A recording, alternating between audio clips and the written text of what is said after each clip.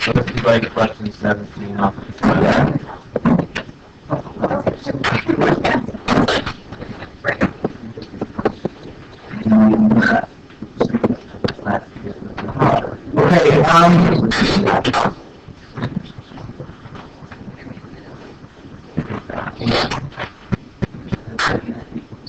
Okay, basically dealing with optimization related to change word problems. For a problem, this is what I'm going to be talking about when we get it for notes. In order to get the optimal version of a quadratic,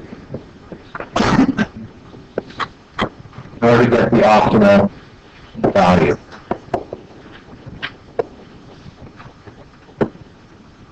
Okay, for my second parabola right there, what is the optimal point on that parabola? What's it called? The vertex, good. What is the slope at the vertex? 0. 0. So in order to get the optimal value, we're just going to solve that final x equals 0. That's what we're solving. Okay?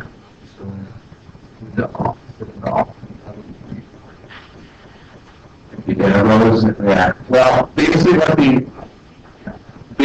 the opposite of that will be, it's going to give you what the area is. That's what it gives you. Give you the area of a problem. That's what the integral does. Okay, so I'll stay with that right now. Okay, so in order to get the optimal value, it's going to be f minus x equals 0. If you have a quadratic, if you have a cube or something like that, okay, let's say the graph looks something like this. So that's crossing out.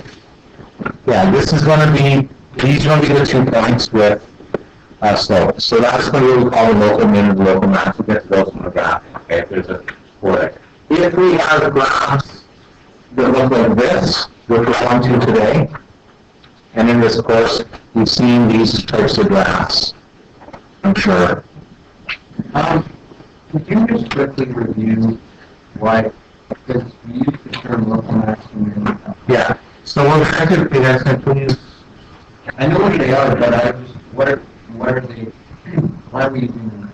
Basically, we're not basically most of the quadratic that we're dealing with today. Okay. But we're going to more or less graphing in the local maximum. What we're going to do is the in-between points. It's when you're basically when the slope is 0. That's basically the local maximum. Okay. So between, if you're restricting the domain in this case, that'd be at the maximum within a certain area. That's all we're saying.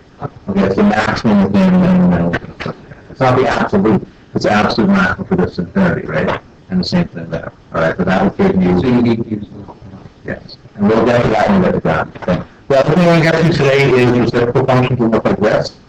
Okay, where the local max might be here. Okay, and the local min might be here. Okay. Equations that look like this is what causes those bumps. Okay, that's what causes those bumps. That's the equation we have. Excuse me. Because like 1 over x is just a perfect. Yeah. There's actually no local max and min, so it's perfect. Right? So as soon as you get like, weird things going on, all of a sudden you'll talk if you're a math teacher. Okay, let's get on to simple optimization problems first of all. Okay, we're going to say profit equals revenue minus cost.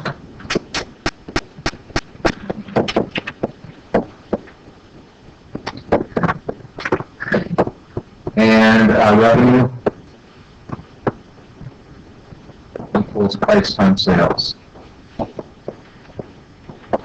Okay, this is actually the grade 10 curriculum. You can embarrass you guys, okay, right? But these optimizations, this will be the question that you've been in my class. Mr. Sadler has a book called How to Get Much Cash. It costs $15 for 100 copies. Every time he raises the price $1, he sells 5 less books. Mr. Campbell reminds him that it costs him $12 to make each book. At what price should I have maximized? You guys know this question, right? You guys know this question, right? If you've been in my class, you've seen it before, right? That type of question. We're doing the same thing with calculus, okay? Remember, we learned that a difficult question to solve.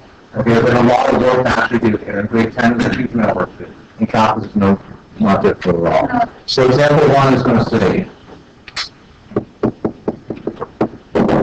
a store sells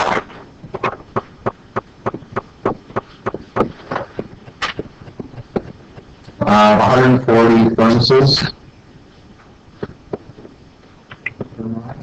from is still mine. It says thermal carbon water from my thing, but it's not called thermoses, okay?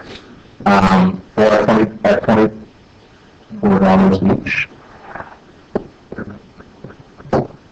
For every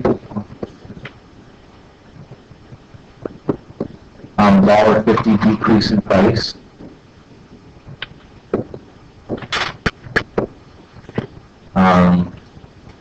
sales will increase.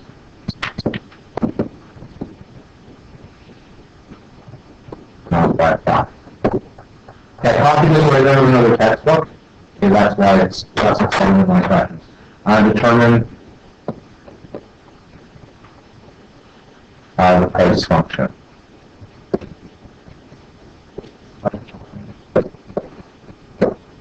Okay. For some reason, I go to the people that are in my grade 11 class, okay, which is about half of you, okay? How do we do this one? What is X going to be in this one? Michael, go ahead. The number of price drops. Yeah, that has to be the number of price drops. Yes. Everything did on. Okay, whatever you choose, read it out so I understand. Okay, we'll stick with X for right now. Okay, so what happens is, so I'm going to make an equation called my price, which I'm going to call P of X. Can I get another volunteer other than Michael? We said price, whoa, what is it now? What's the? That shouldn't be price, that should be revenue. Whoops. Yeah. No price function. Not just price. That's just price, we just want. How do I so this is easy. This is another textbook. For price, what's the equation just for price? Riley, go ahead. 24 minus 1.5. Every time you drop the price once, the price is going down by $1.50. If you were not in my class, I just wanted to get you guys warmed up with this. Is this making sense for everyone? If it's not, I know, Caitlin's saying, yeah, we did a million of these, grade 11, I know. Okay. But if you were in my class, which is good. When you were in my class, is this making sense what happened here? I know you did this in grade 10, I think, with me, so. Okay, let me read this. Determine the revenue function.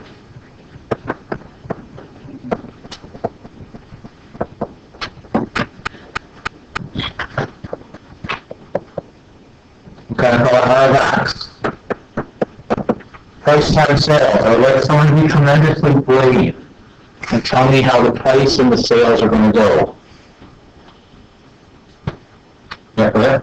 140 plus 5x. Yeah. That's 24 minus 1.5. 140 plus 5x and 24 minus 1.5x. This is, if you will recall, this is your quantity, and this is your price. Every time you lower the price by $1.50, you're going to sell 5 more services. And that generates the supply and demand bill. The way to remember this, that is that if one has to be plus, one has to be minus. If they roll plus, what would that mean is when I raise the price of coffee, people will buy more of them. So why would you ever stop? You wouldn't. There's an easy question. Okay? You know, something. People like things Like, that it want was a bigger one.